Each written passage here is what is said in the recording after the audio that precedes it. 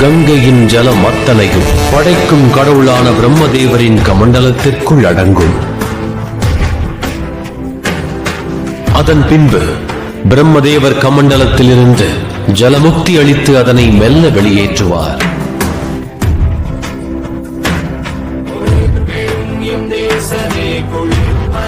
கங்கையின் முழு சக்தியையும் நான் எனது சிரத்தில் தாங்கிக் கொள்வேன்.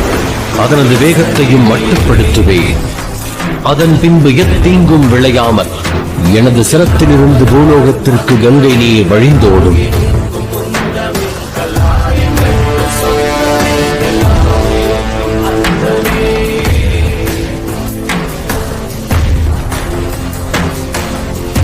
கங்கையை தன் சிரத்தினில் தாங்கிக் கொண்ட சிவனானவர் கங்காதரன் என்ற பெயரால் அழைக்கப்படுவார்.